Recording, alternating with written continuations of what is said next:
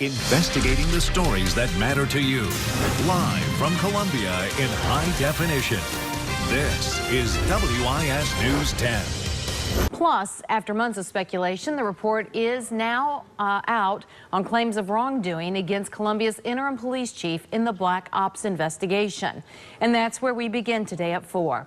The 13th Circuit solicitor says there is not enough evidence to file charges against Ruben Santiago. The investigation began when former CPD Captain Dave Navarro said he lost his job after reporting an alleged plan to plant a stolen gun and cocaine in a city official's car. Jody Barr has been investigating this story since it broke last year. He joins us live from SLED headquarters in Columbia with the latest on this. Jody.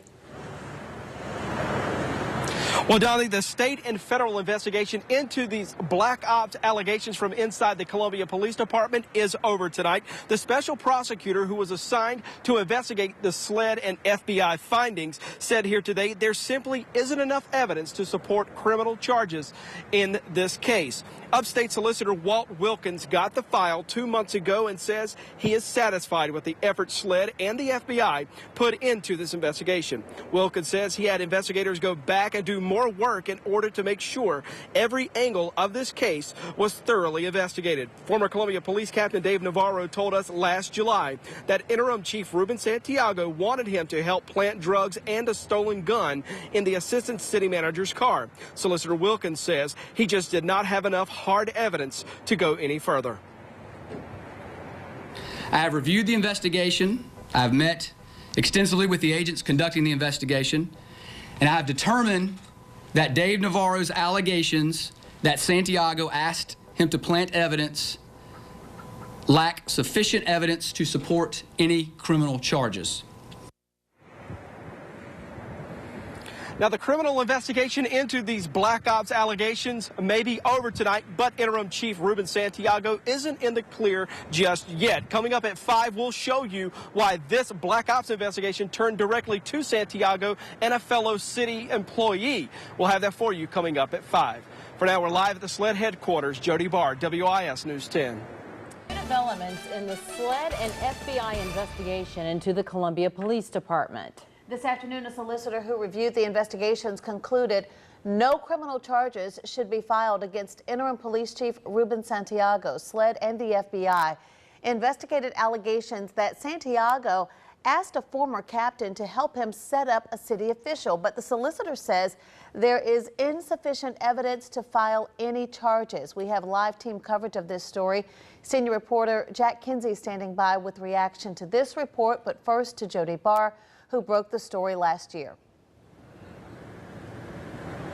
Well, again, we do know right now that prosecutors will not seek charges in this Columbia Police Department black ops investigation. We also know that SLED and the FBI opened a totally separate investigation during this black ops case. That investigation targeted Santiago and another Columbia Police Department employee. Upstate Solicitor Walt Wilkins told us today he did not have any hard evidence to prosecute the black ops case. But during the SLED and FBI joint investigation, Wilkins says agents started looking into whether Ruben Santiago and another police employee misled agents. Wilkins would not say exactly what led him to look at prosecuting Santiago and former police analyst Bridget Caffrey on misconduct and obstruction charges. The solicitor said agents had to divert their original investigation because of whatever Santiago and Caffrey did. The conduct of Interim Chief Santiago and Ms. Caffrey caused the FBI and SLED to broaden the scope of their investigation to determine if either party intentionally hindered or impeded the administration of justice. Criminal charges that can be proven beyond a reasonable doubt. Keep in mind, I believe SLED maintains the file.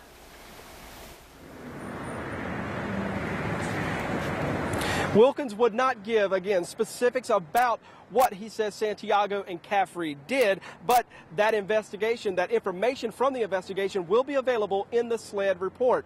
SLED, though, says that report will be available to us next week. From SLED headquarters, Jody Barr, WIS News 10. Good evening, everyone. Welcome to WIS News at 6. I'm Judy Gatson. I'm Ben Hoover. We're covering both stories tonight.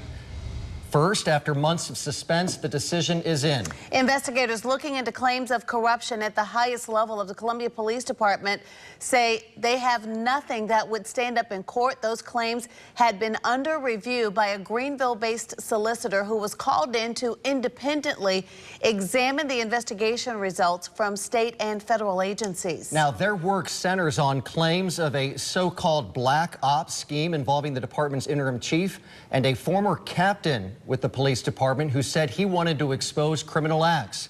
We have team coverage of the findings released today. Senior reporter Jack Kinsey is at Columbia Police headquarters. But first, Jody Barr has the latest from SLED headquarters. Jody.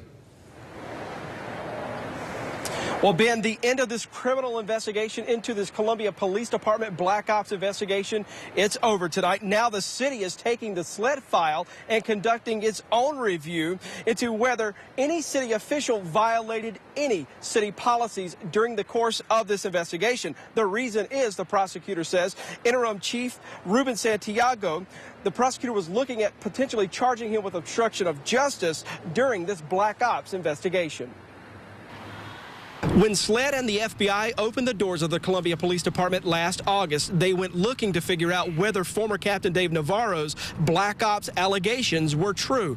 Prosecutor Walt Wilkins says agents ended up spending what he called countless hours running down information provided by Interim Chief Ruben Santiago and police employee Bridget Caffrey. The conduct of Interim Chief Santiago and Ms. Caffrey caused the FBI and SLED to broaden the scope of their investigation to determine if either party intentionally hindered or impeded the administration of justice.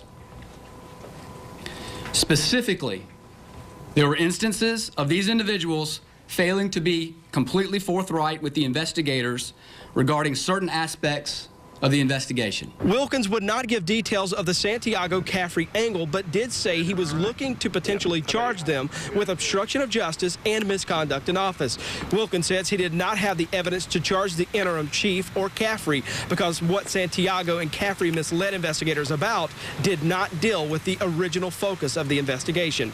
The same goes for the Black Ops case. Wilkins says he did not have the evidence to support those allegations, and the case is closed. The investigation has now been concluded.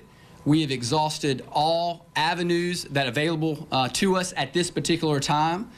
SLED has exhausted and FBI have exhausted all investigative avenues as well. And so the file at this point from a criminal investigative perspective will be closed as to those allegations just explained.